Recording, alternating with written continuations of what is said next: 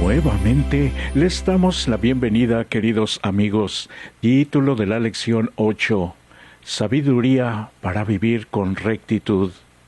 Nuestro texto inicial se encuentra en Salmo 90, verso 12. Enséñanos a contar nuestros días de modo que nuestro corazón adquiera sabiduría. Número 1. Introducción. La gracia de Dios ofrece el perdón de los pecados y crea un corazón nuevo en el pecador arrepentido, que ahora vive por la fe y encuentra las instrucciones para una vida justa en la Biblia, la santa palabra de Dios, y las obedece. De ninguna manera es una observancia legalista de normas para ser salvos por obras, sino un nuevo estilo de vida en relación íntima con Dios, una vida llena de bendiciones, con frutos del Espíritu Santo en cada vida del arrepentido, que revelan que ya hemos sido salvados del error y también traen honor al nombre de Dios. Recordemos que esto es muy urgente, porque todavía vivimos en un mundo sumido en pecado y Dios nos quiere librar de caer en el error y pecado con la que el astuto enemigo nos ataca día a día, mientras Jesús viene por nosotros. Dios permite tiempos de prueba para que nuestro carácter se revele claramente ante Dios y nuestros semejantes. Por eso, si ponemos toda nuestra atención a las instrucciones y amonestaciones de Dios, nuestra fe se purificará y nuestra confianza en Él se fortalecerá. La sabiduría para vivir rectamente se adquiere mediante el conocimiento de un nuevo estilo de vida en compañía de Dios y poniéndolas en práctica, por supuesto, aún en medio de las tentaciones y los desafíos. Nuestra oración a Dios sea: enséñanos a contar nuestros días para que adquiramos un corazón sabio. Nuestro compromiso continuo de fidelidad al Señor Dios, que siempre ha sido fiel con nosotros.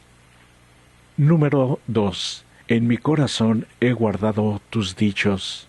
En los salmos que estudiamos esta semana, descubrimos que andar a la luz del rostro de Dios es obedecer la ley de Dios, buscar a Dios con todo el corazón, viviendo como nos conviene. ¿De cuántas maneras? Número 1. Vivir por caminos perfectos, en una vida justa y recta. Número 2. Conduciéndonos sin tacha, sin defecto, que esto es aceptable a Dios. Número 3. La vida del justo es un sacrificio vivo, que quiere decir negarse a deseos egoístas para no caer en pecado. Número 4. Decidir tomar la dirección correcta. Sí, decidir tomar la dirección correcta en la vida, la que agrada a Dios.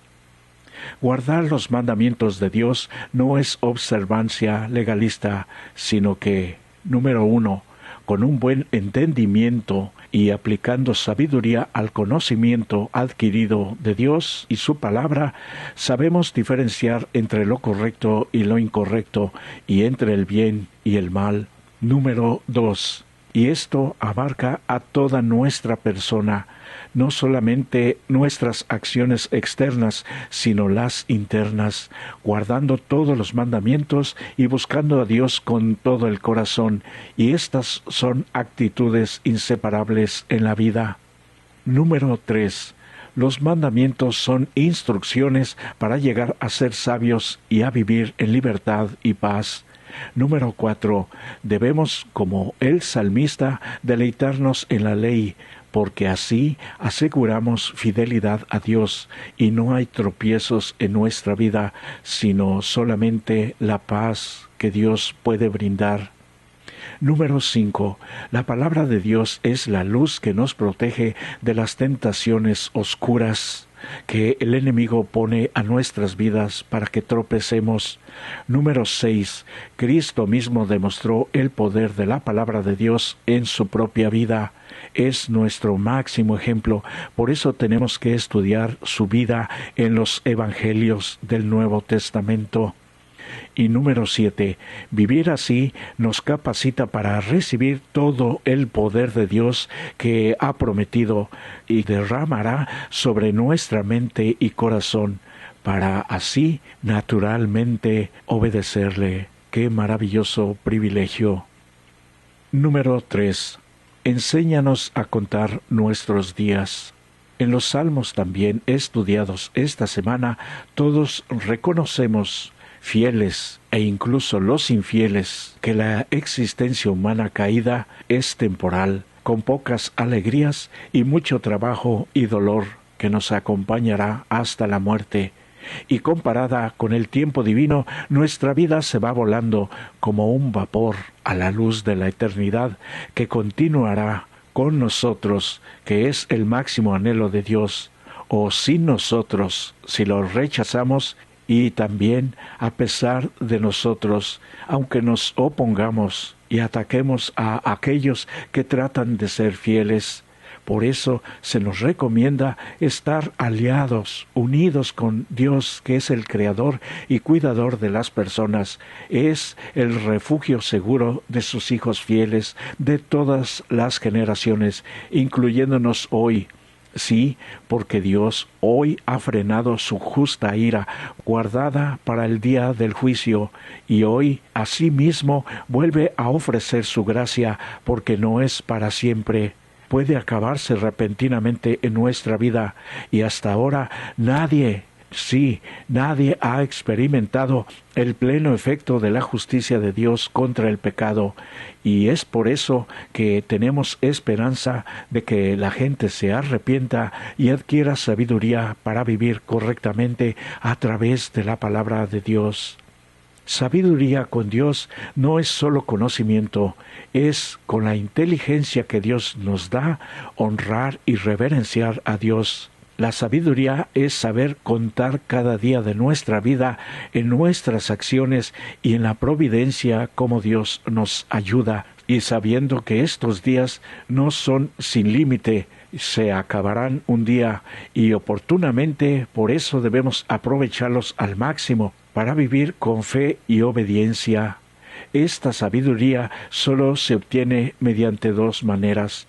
Número 1, nuestro arrepentimiento, y número 2, entonces recibiremos los regalos de Dios, el perdón, la compasión y misericordia. Nadie recibirá el segundo regalo si antes no recibe ese don que nos guía al arrepentimiento. Nadie. Nuestro problema fundamental no proviene del hecho de que hayamos sido creados como seres humanos, sino del pecado que existe y de lo que éste ha provocado en nuestra vida. Todo ese sufrimiento y ha abarcado también a todo el mundo creado en esta tierra. Sus efectos devastadores se verifican, sí, los podemos ver por todas partes y en cada persona. Con todo, gracias a Jesús se nos ha abierto un nuevo camino para salir de nuestro destino sin esperanza, y sus hechos y promesas, además las de Dios, nos dan completa paz y esperanza para todo aquel que le es fiel. Número 4. La prueba del Señor. Como vimos en los salmos que estudiamos, Meriba es el lugar donde Israel puso a prueba a Dios cuando desafió su fidelidad y su poder para ayudarlos en sus necesidades apremiantes. Salmo 81 invierte de manera interesante el mismo acontecimiento, interpretándolo como el momento en que Dios puso a prueba a Israel.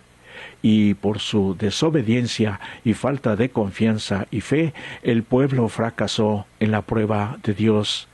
Por eso se nos invita, número 1, a que el pueblo de Dios no repita los errores de las generaciones pasadas y debe confiar en Dios a toda prueba y seguir su camino.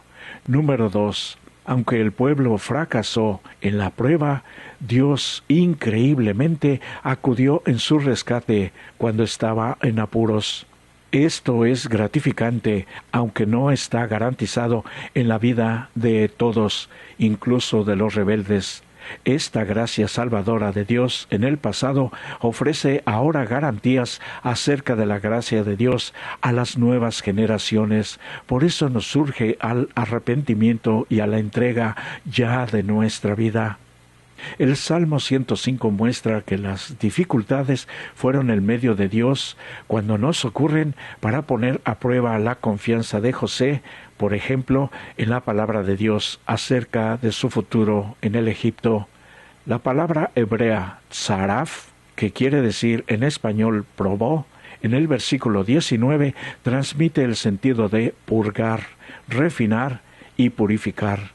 Así, el objetivo de la prueba de Dios sobre la fe de José era eliminar cualquier duda en la promesa de Dios y fortalecer la confianza de José en cómo Dios lo condujo durante toda su vida.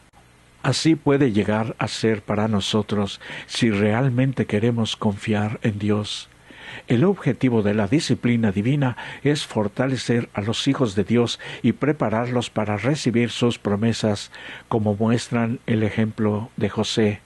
Pero notemos que el rechazo a las instrucciones de Dios traerán como resultado una terquedad cada vez mayor y el endurecimiento del corazón de esa persona obstinada. Por eso Dios nos surge a que pronta y totalmente obedezcamos su ley, pero los hombres están dormidos o paralizados por los engaños del enemigo, quien les sugiere excusas y subterfugios y vence sus escrúpulos diciendo, como dijo a Eva en el huerto, en realidad Dios no les dijo la verdad, porque ustedes, si desobedecen, no morirán. ¡Qué gran mentira! La desobediencia no sólo endurece el corazón y la conciencia del culpable, sino también tiende a corromper la fe de los demás, de aquellos que están alrededor de un rebelde. Lo que les parecía muy malo al principio pierde gradualmente esta apariencia al estar constantemente delante de sus ojos, hasta que finalmente dudan que sea realmente un pecado, e inconscientemente caen en el mismo error de los rebeldes. ¿Cuál ha sido tu experiencia con la manera en que el pecado endurece el corazón? Si no es en tu rebeldía, en la rebeldía de los que acostumbras que te rodeen. ¿Por qué debería ese pensamiento llevarnos a la cruz, donde podemos encontrar el poder para obedecer? Contemplando solamente a Jesús, pagando con su sacrificio por nuestro pecado, es la única manera como el Espíritu de Dios puede enternecer nuestro corazón y llevarnos al arrepentimiento. Número 5. El engaño del mal camino. Salmo 141 es una oración para pedir protección contra las tentaciones internas de nuestra vida y también las externas. El salmista no solamente se ve amenazado por los planes de los malhechores, sino también se siente tentado a actuar como ellos. El primer punto débil es el dominio propio al hablar, y el salmista ruega que el Señor vigile la puerta de sus labios. Esta imagen alude a la vigilancia de las puertas que, en tiempos bíblicos, protegían la ciudad. La tentación consiste también en saber si el Hijo de Dios cederá al consejo de los justos o se dejará seducir por los manjares de los impíos y que el enemigo pone delante de ellos. El salmista describe su propio corazón como la principal amenaza, porque allí se libra la verdadera batalla. Y en la Biblia, cuando se habla del corazón, se está hablando de nuestra mente, porque allí se libra la verdadera batalla. Únicamente la oración incesante de total confianza y devoción a Dios puede salvar de la tentación. ¿Cómo se describe aquí el carácter progresivo y astuto de la tentación? Este mismo salmo describe la naturaleza progresiva de la tentación y que lo vamos a ver en varios puntos. Número 1, el corazón se inclina hacia el mal. Número 2, practica el mal. Y el significado de este verbo en hebreo subraya el carácter repetitivo de la acción. Número 3, el corazón finalmente vencido come de los manjares de los malvados, es decir, acepta sus malas prácticas como algo deseable. Del mismo modo, en Salmo capítulo 1, la tentación viene a impedir que el Hijo de Dios transite por las sendas del Señor y lo hace andar en consejo de los malos, al detenerse en el camino de los pecadores y finalmente sentarse con los burladores. Y todos estos nos alejarán del Señor.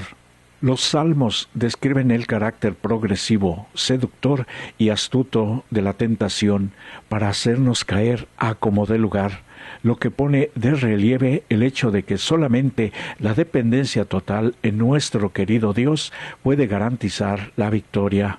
Los salmos subrayan la importancia de las palabras que pronunciamos y escuchamos en medio de la tentación. Abramos bien nuestros ojos para ver la gran diferencia entre el final, tanto de los impíos como de los justos, y esto debería enseñarnos a buscar el conocimiento revelado de Dios y entonces actuar sabiamente. La reivindicación final de los hijos de Dios continuará en el futuro. Por eso debemos confiar pacientemente en Dios y a esperar en Él sin desanimarnos. Número 6. Bendiciones de una vida recta.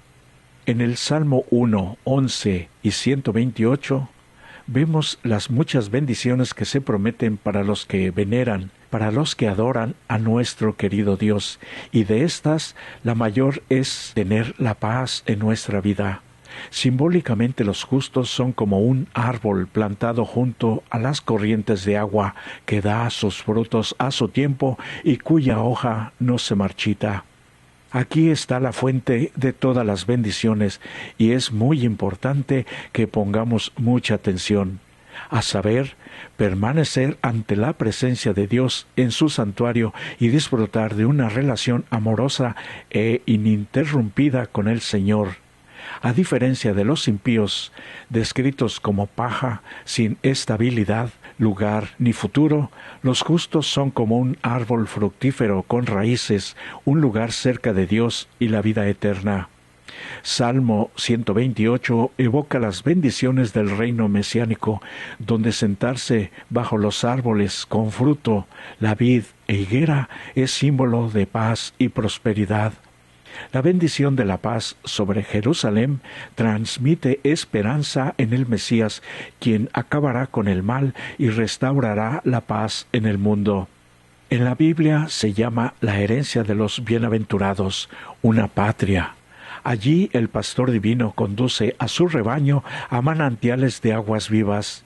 El árbol de vida da su fruto cada mes, y las hojas del árbol son para sanidad de las naciones, para mantenernos en paz y sin enfermedad por toda la eternidad. Allí hay corrientes que manan eternamente, claras como el cristal, al lado de las cuales se mecen árboles que echan sus sombras sobre los senderos preparados para los redimidos del Señor. Allí las vastas planicies alternan con bellísimas colinas y las montañas de Dios elevan sus majestuosas cumbres. En esas pacíficas llanuras, al borde de esas corrientes vivas, el pueblo de Dios, que por tanto tiempo anduvo peregrino, errante y sufriente, y muchas veces perseguido, realmente entonces encontrará su verdadero hogar con Dios por toda la eternidad. El Nuevo Testamento coloca el cumplimiento de esa esperanza en el segundo advenimiento de Cristo y la creación del nuevo mundo. Por lo tanto, aunque los justos reciben muchas bendiciones en esta vida, incluso en medio de la tentación y la persecución, Dios les aguarda la plenitud del favor de Dios cuando su reino sea plenamente restaurado en el tiempo del fin. Gracias a la cruz y lo que sucedió allí, En Jesús tenemos garantías de las promesas que se encuentran en el Nuevo Testamento con respecto a lo que Dios tiene reservado para nosotros, y deberíamos investigarlas cada día de nuestra vida, porque entonces encontraremos el verdadero consuelo de los cristianos para resistir aún durante las pruebas y tentaciones que sufriremos en esta vida. Pero no están solos. Muchos cristianos están como nosotros, luchando y venciendo, y Dios acompañándonos en cada uno de nuestros pasos. Demos el primero y Dios dará el siguiente. Demos el tercero y Dios continuará así dando el siguiente durante toda nuestra vida, mientras Jesucristo regresa por segunda vez por nosotros. Es una promesa clara y garantizada por su mismo sacrificio en la muerte por cada uno de nosotros. Tal es el amor de Dios. Número 7. Conclusión. En estos tiempos modernos, obtener sabiduría parece no ser tan deseable como alcanzar la felicidad. La gente prefiere más ser feliz que sabia, aunque sea temporalmente. Tratan por una ruta corta, especialmente en este tiempo, encontrar los placeres y los gozos incluso que llevan al pecado. Sin embargo, ¿podemos ser verdaderamente felices y vivir una vida plena sin la sabiduría divina? Por supuesto que no. Los salmos afirman claramente que no es posible esto. No podemos tener los placeres que ofrece esta vida malvada y tener la bendición de Dios. Tenemos que ver claramente la diferencia. Lo bueno es que no se nos pide que elijamos entre la sabiduría y la felicidad, porque la sabiduría divina trae la verdadera felicidad sin ser corrompida por el pecado, pero solamente se encuentra cuando buscamos a nuestro querido Dios y vemos en su ejemplo cómo Él venció. Un simple ejemplo también de la lengua hebrea puede ilustrar este argumento. En hebreo la palabra paso, nuestros pasos en esta vida, en plural se dice ashure, suena muy parecida a la palabra ashre, que quiere decir felicidad en español. Aunque en las traducciones al español pasamos por alto esta asociación, transmite un poderoso mensaje. Los pasos que siguen el camino de Dios conducen a una vida feliz. En la Biblia, ni la sabiduría ni la felicidad son un concepto abstracto, sino una experiencia real, un nuevo estilo de vida que Dios tiene preparado para nosotros y que muchos ya están disfrutando cuando decidieron comprometerse con Dios, cuando se rindieron a Él. Porque solamente se puede encontrar en la relación completa con Dios, que consiste en reverenciarlo, alabarlo, encontrar fortaleza y confiar totalmente en Dios. El Señor da su secreto a quienes lo honran, a ellos les da a conocer su pacto.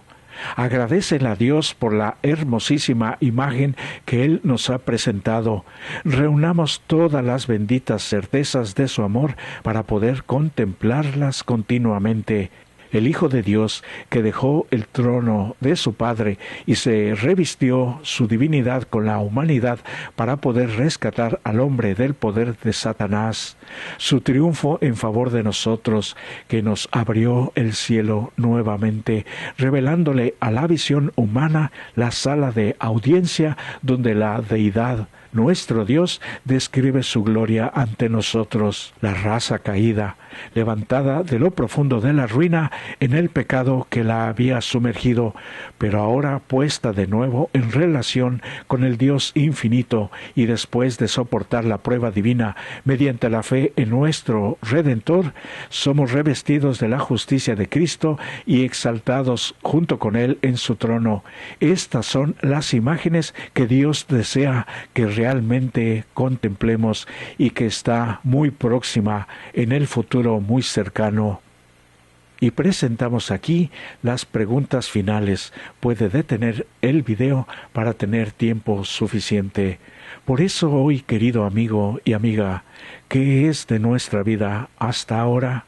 Realmente nuestro destino está enfocado en el verdadero Dios, nuestro querido Salvador Jesús, y todas sus promesas, miles que encontramos a través de su bendita palabra cuando abrimos sus hojas y honestamente queremos aprender de Él. Si lo estás haciendo ya, te felicito. Que la paz de nuestro Dios descienda sobre cada uno de nosotros. Este es para ti mi mejor deseo.